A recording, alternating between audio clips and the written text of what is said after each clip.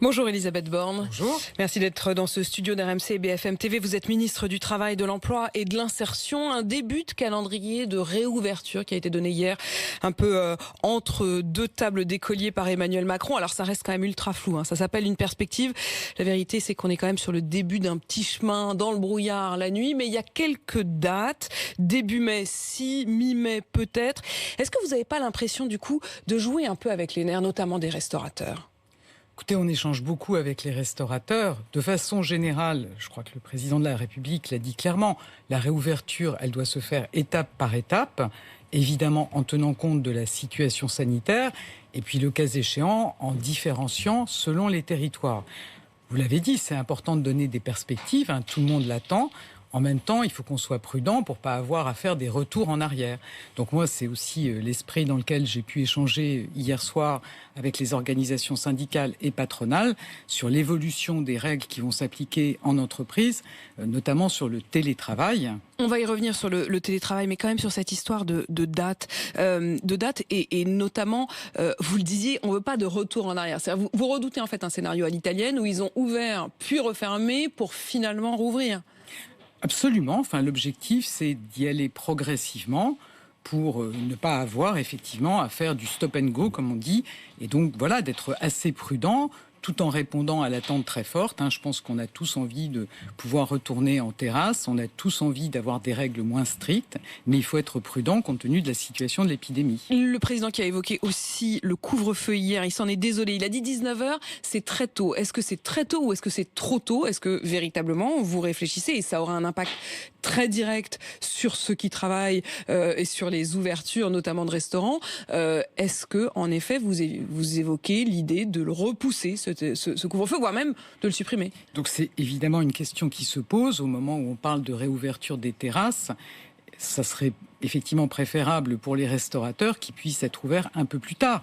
Mais là encore, les décisions ne sont pas encore prises et ça fera partie des annonces que le président de la République fera dans quelques temps. Je vois bien votre sourire. Vous vous dites, ne m'en demandez pas trop parce que je veux laisser ça au président. Mais enfin, tout de même, on comprend dans ce que vous dites qu'il pourrait y avoir une concomitance entre le moment d'ouverture des terrasses et peut-être repousser le couvre-feu.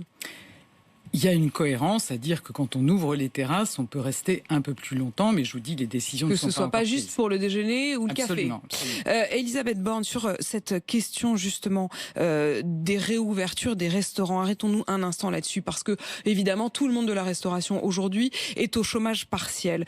Si vous rouvrez, mais que vous rouvrez justement uniquement pour le service de midi, par exemple, comment est-ce que vous allez continuer à accompagner ceux qui vont retourner au travail, mais pas suffisamment pour gagner de quoi payer l'intégralité de leur salaire? Alors, ça fait partie des discussions qu'on a eues la semaine dernière avec Bruno Le Maire et les organisations syndicales et patronales pour évoquer justement la façon dont on va faire évoluer les aides. Vous savez qu'il y a eu des aides massives depuis ces derniers mois qui ont permis de protéger fortement les emplois, les salariés. On peut se dire qu'il y a eu jusqu'à 9 millions de salariés en activité partielle. On était encore à plus de 2 millions au mois de mars. Au moment où on se parle d'ailleurs, on en est à combien ? On est à plus de 3 millions du fait des fermetures et on a en plus des salariés qui étaient en activité partielle pour garde d'enfants. Voilà, donc on sera certainement au-dessus de 3 millions de salariés qui sont encore aujourd'hui en activité partielle. Quand on est dans des secteurs qui sont fermés, vous savez qu'il n'y a aucun reste à charge pour l'entreprise. On prend en charge la totalité de la rémunération du salarié. Donc évidemment, c'est très important quand on va sortir de ces aides d'urgence de le faire de façon très progressive. Finalement, l'État prend en charge la rémunération de millions de salariés depuis des mois, ce qui a permis de protéger les emplois. On ne va pas débrancher les aides trop vite, mettre en difficulté les entreprises et risquer des licenciements. Donc je peux vous assurer qu'on sera très prudent sur les modalités d'évolution de ces aides. Ce qui veut dire, si on prend un cas très concret, qu'un cuisinier qui retourne en cuisine parce que son restaurant ouvre, mais que son restaurant doit fermer à 19h et que donc il ne va pas gagner, il ne va pas retrouver tout de suite son chiffre d'affaires, vous pourrez continuer, je ne sais pas, à payer 40% du salaire. En fait, la règle, elle est très claire. Tant qu'il y a des restrictions sanitaires, c'est-à-dire qu'un établissement, un restaurant est fermé totalement, comme c'est le cas aujourd'hui, ou partiellement si on a des couvre-feux, alors on prend en charge à 100% l'activité partielle. Et tant qu'il y aura des restrictions sanitaires, ça sera le cas. Tant qu'il y aura des restrictions, vous continuerez à les accompagner. Télétravail, vous le disiez, vous avez réuni les partenaires sociaux hier. Est-ce qu'on reste sur 5 jours sur 5 obligatoire comme c'est le cas? Alors aujourd'hui, je veux le dire, c'est vraiment très important de ne pas relâcher les efforts. Le télétravail, on le sait, c'est un levier important pour éviter la propagation du virus. Ça permet de réduire jusqu'à 30% les risques de contamination. Donc aujourd'hui, il n'y a pas de doute, c'est encore 100% de télétravail quand c'est possible. On a eu un premier échange avec les organisations syndicales et patronales hier pour évoquer la façon dont on va pouvoir sortir par étapes de ces règles. Il faut évidemment, là encore, être très prudent. Je pense qu'on a partagé de façon unanime le fait qu'il y a une grande lassitude chez les salariés qui sont en activité partielle depuis des mois. Tout le monde a envie de retrouver ses collègues, de retrouver des moments de convivialité. Vous savez, certains l'ont dit hier. Quand on pense qu'il y a des gens qui sont partis à la retraite après avoir passé 30 ans ou 40 ans dans une entreprise et qui n'ont pas eu de pot de départ, on voit que ça nous manque en fait ces moments de convivialité. En même temps, chacun est conscient que le télétravail, c'est important pour contenir l'épidémie et puis que le retour, il sera forcément progressif. Donc on fait comment? Est-ce que ça veut dire que, si je comprends bien, aujourd'hui, au moment où on se parle, pas question de bouger, desserrer les taux. C'est vraiment 100% en revanche, est-ce que le calendrier, encore une fois, les étapes, c'est-à-dire 5 mai, 15 mai, 1er juin, peuvent être aussi des étapes qui, parallèlement à la réouverture d'un certain nombre de lieux, puissent être aussi des moments où vous allégez un peu la charge du télétravail, c'est-à-dire où vous dites, on passe, je sais pas moi, de 5 jours obligatoires à 4 jours, 3 jours, 2 jours? En fait, on a eu cet échange, donc c'était un premier échange. On s'est dit qu'il fallait effectivement réfléchir à une première étape dans laquelle on ne dit pas tout le monde retourne au bureau, on ne donne pas encore la main à l'entreprise et à ses salariés pour définir les règles, mais peut-être on pourra assouplir au moment où on rouvrira les commerces, les terrasses. Donc on a ces échanges, mais on n'a pas conclu hier. En tout cas, ça doit être progressif.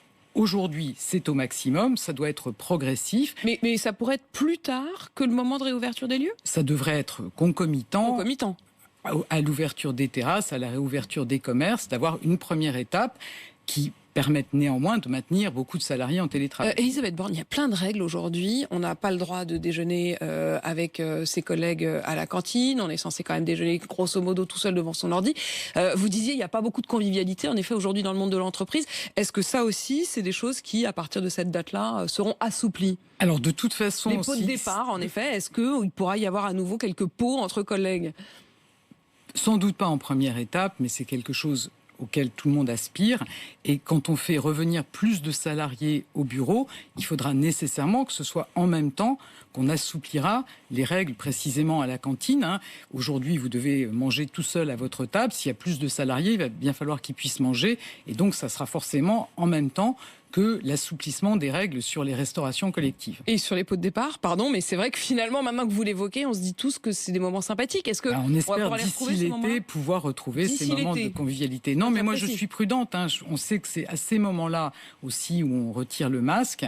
Il faut qu'on ait pu vacciner encore plus de Français pour qu'on puisse, sans risque, avoir des moments où on retire le masque et on a ces moments de convivialité. On commence à évoquer l'idée d'ailleurs que le masque ne serait peut-être plus nécessaire en extérieur.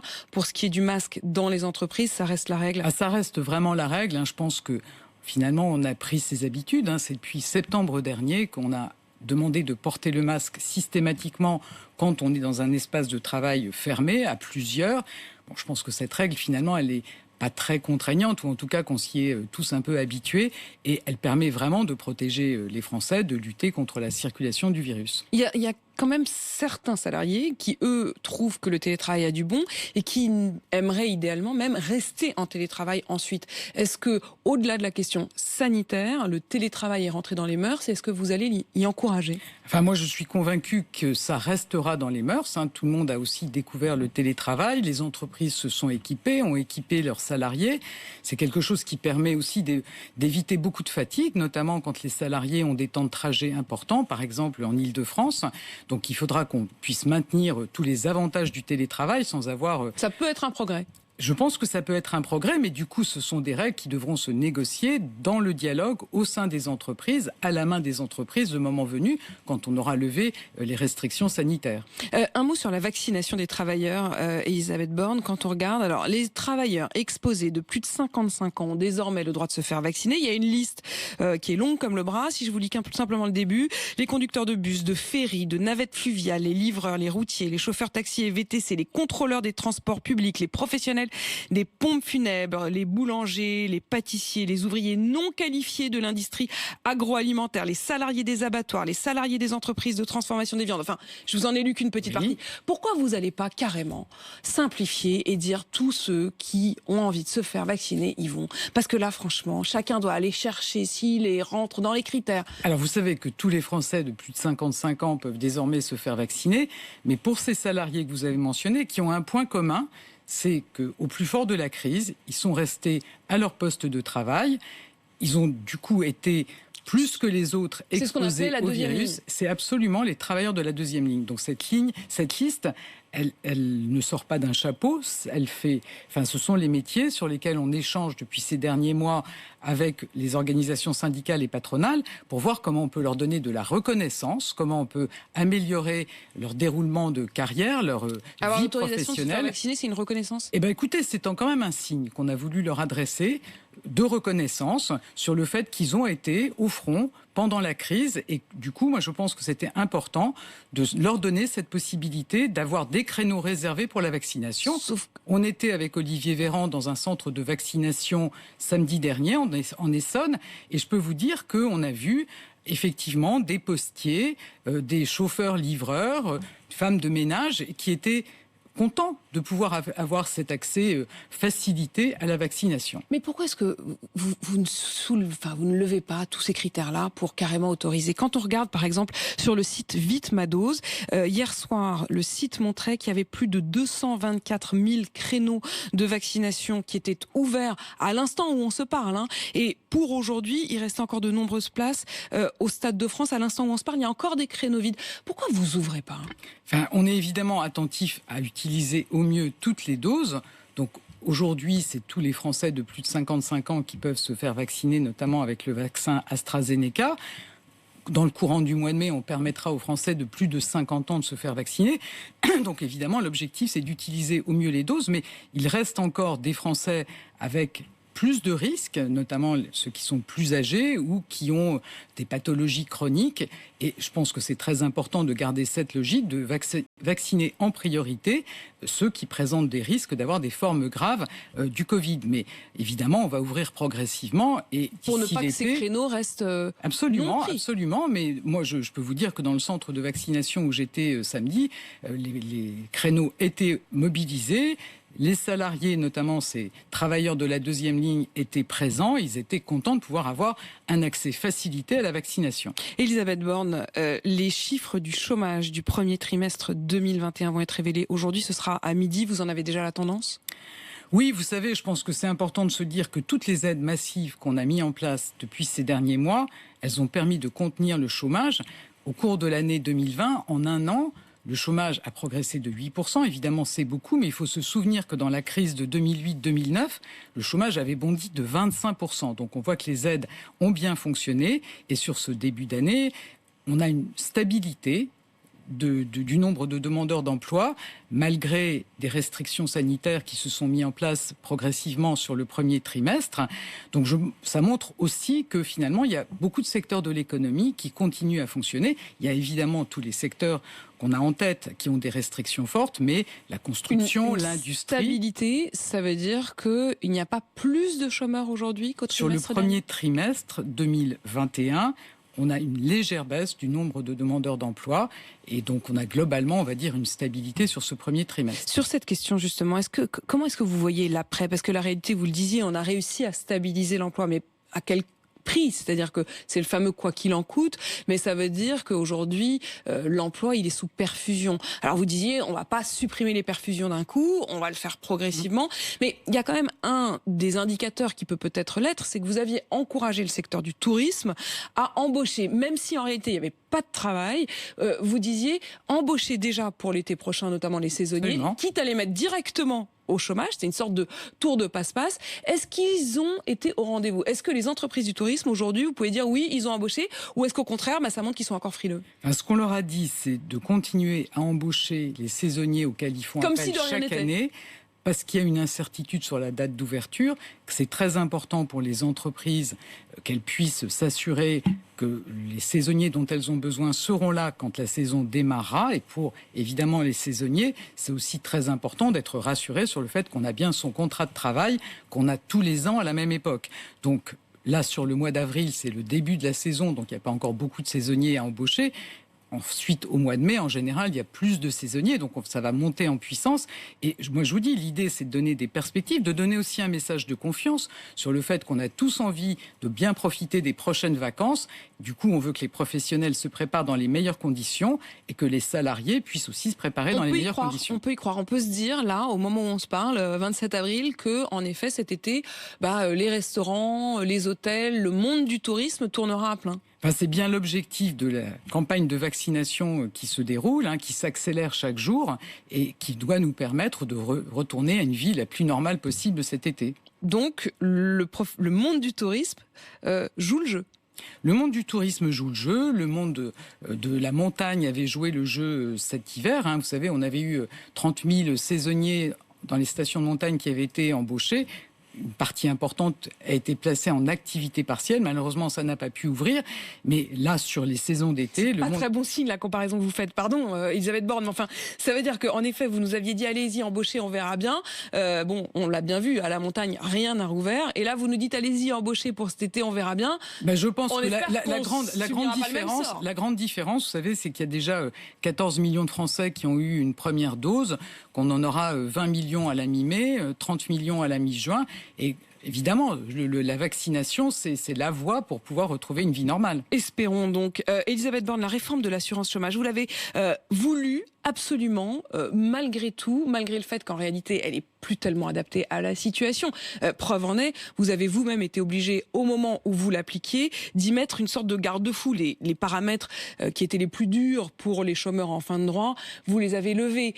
Est-ce que vous vous êtes pas un peu acharné à vouloir absolument faire passer cette loi qui n'a plus vraiment lieu d'être parce que le monde du travail a changé en ce moment? Non, moi, ceux qui nous disent pourquoi vous faites la réforme de l'assurance chômage, je leur demande de regarder. Le système actuel, il pose de nombreux problèmes. Il a des effets pervers. Par exemple, le fait qu'il encourage certaines entreprises à recourir de manière excessive à des contrats courts plutôt que d'embaucher en CDI, ce qui est évidemment plus protecteur pour les salariés. Vous savez, en 10 ans, on a eu une augmentation de 250% des CDD de moins d'un mois. Donc je pense qu'une réforme est nécessaire.